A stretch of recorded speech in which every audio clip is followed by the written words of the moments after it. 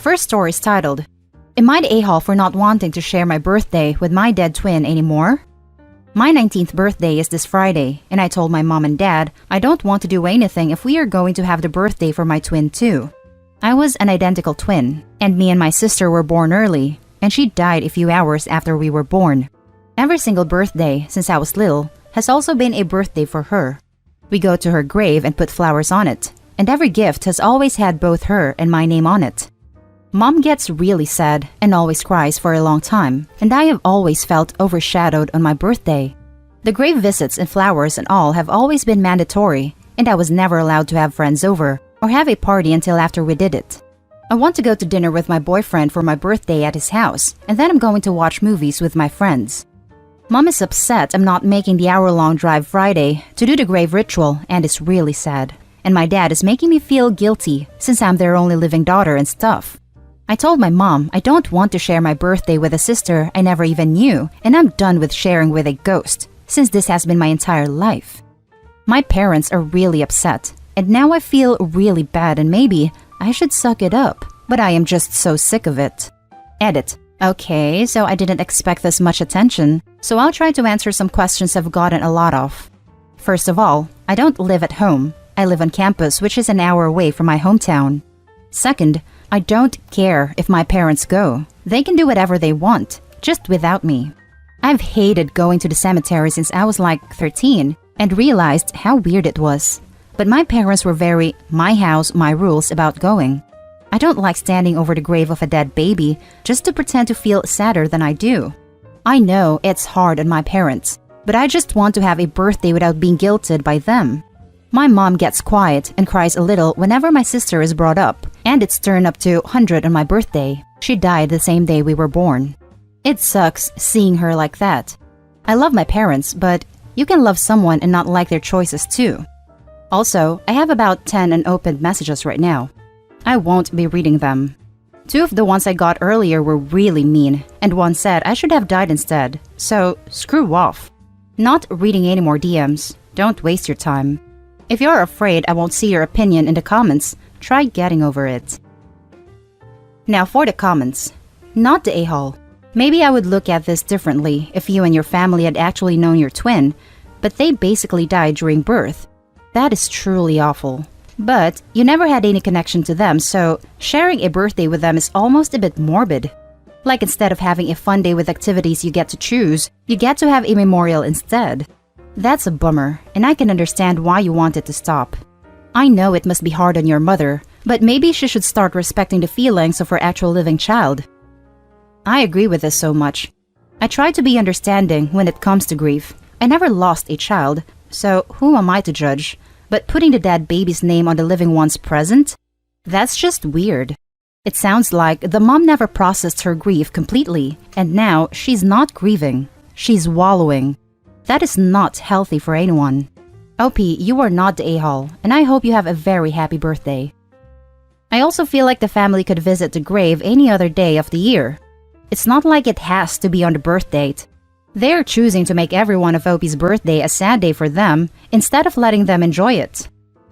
This was my exact thought. They could celebrate the daughter they have on her birthday and memorialize the one they lost on the following day. Instead, they're choosing to prioritize the lost over the living. It's terribly unfair to OP. The one day, literally, that should be all about her is instead all about a ghost. Giving her gifts with the deceased baby's name on them makes OP a mere proxy. Go reclaim your birthday, OP. Find a way that makes you happy because you deserve that. Her parents should be celebrating the fact that OP survived instead of mourning the one that sadly didn't make it. Not the a-hole. Your parents need to move on.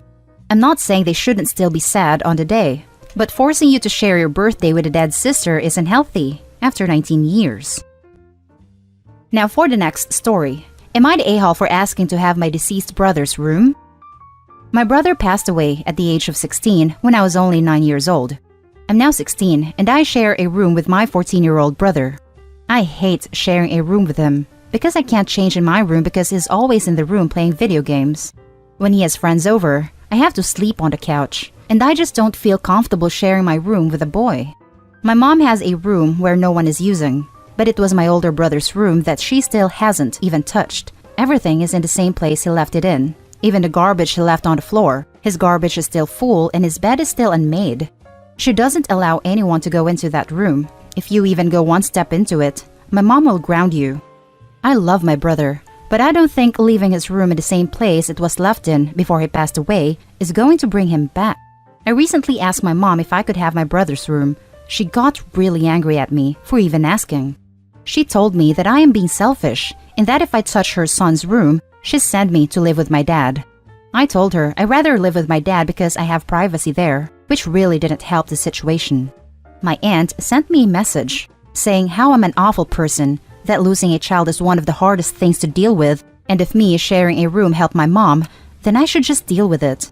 Am I the a-hole for asking my mom to have my older brother's room? Now for the top comments. Info. Am I interpreting the situation here correctly? Are you a 16-year-old girl living in the same room as your 14-year-old brother? Yes, I am, and I honestly do not like it. Are you in the US? If so, that's straight up not legal, as well in certain parts. If not, I'd definitely try to move in with your dad if possible. Honestly, I'd be doing that no matter what. I'm in Canada. Not the a-hole.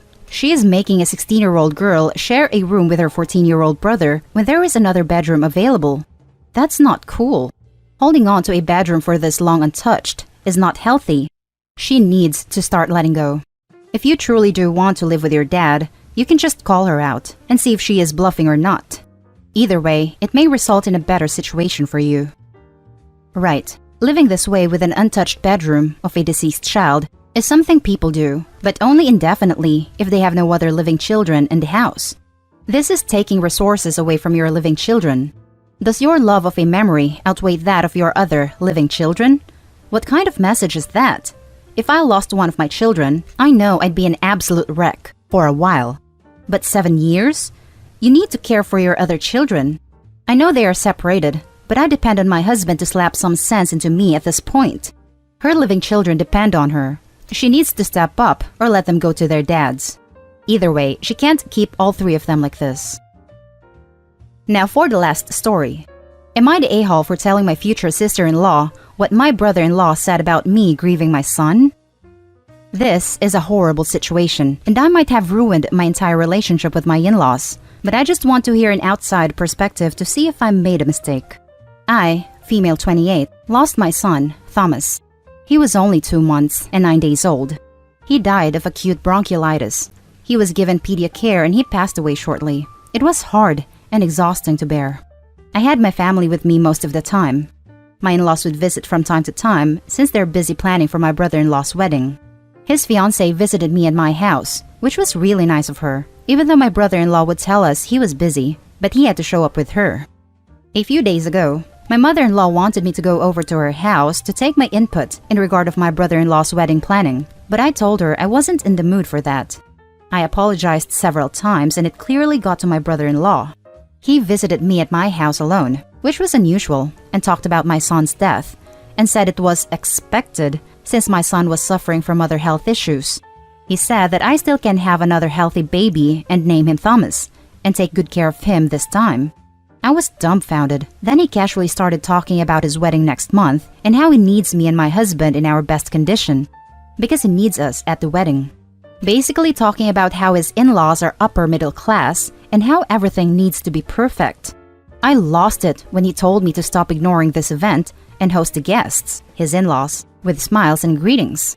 I told him I wasn't planning on attending because I'm still grieving my son and will only ruin their good time and perfect wedding. He got upset with my response and said he'd get his mom to talk to me about it. Last night, while his fiancée was talking to me like she does every week, and I told her about my conversation with my brother-in-law and what he told me, and told her I may not be able to attend, she sounded upset with my brother-in-law and apologized to me on his behalf. The next day, my brother-in-law showed up and berated me, saying he had a huge argument with his fiancée after I told her what he said and said that I was being bitter and disrespectful. He said his fiancée is now refusing to talk to him and is upset I might have ruined it for him. He left after we argued, and his mom sent me a text telling me that I wasn't in the right to run to his fiancée and get her involved and cause issues. I ended up telling them I wasn't going to attend a wedding after they said I tried to ruin it, and we haven't talked since then. I feel so hurt and unable to think straight. I was just expressing my hurt feelings and how inappropriate he was being. Added to say that I lost my son not too long ago. He passed away in August. Now for the top comments. Holy Christ. Firstly, I am so sorry for your loss. It was not your fault, not even close. The fact that your in-laws care more about their wedding than the loss of your baby is freaking disgraceful. You want to talk about proper decorum, that is not how you go about it. You don't need these awful people in your life, telling you hurtful crap to manipulate you to bending over backwards for them and their needs. Screw them, not the a-hole. I can't imagine this happening to someone in my family and having any reaction other than, "We are so sorry for your loss and we are heartbroken with you. You are absolutely welcome to still attend our wedding, but if you're unable to participate in planning or to attend as you grieve, we absolutely understand." Hell, unless I'd already committed to a venue and vendors and pay deposits, I think I'd want to push the wedding back 6 months or a year to ease any feelings of obligations they might have and free myself and my partner to be there for them. At least to me, a wedding is just a day, and if I'm going to be with that person forever, I have the rest of my life to throw a party about it. Not the a-hole, obviously. One easy way to prevent your fiancé from hearing about crappy, rude, and disrespectful things you say is to not say crappy, rude, and disrespectful things. But then, you'd be asking him to take responsibility for his own actions. The horror! OP, I have been in a similar place. May I challenge your brother-in-law to a duel of insults? I have many words I'd like to share with him. Not the a-hole. Not the a-hole. Your brother-in-law was being an insensitive, self-centered jerk, and his fiancé had every right to know he was acting that way about their wedding. If she understands you not wanting to attend a wedding because you're grieving, then good. She's a normal human. No one should guilt you into forcing yourself to act a certain way while you're grieving. And as to what your brother-in-law said about your son, if someone had said that to me, I would never even look at them again, let alone attend and play host at their wedding. To be honest, she has a good heart and is very respectful. It's clear to me that my brother-in-law acts differently whenever she is around, and it's not okay, as he seems to be having two-faced personality and attitude. And that's the end of this video, folks. As always, leave a comment and hit like and subscribe. And if you want more of this content, turn your notification on to get updated on the latest videos. And I'll catch you in the next one. Stay safe.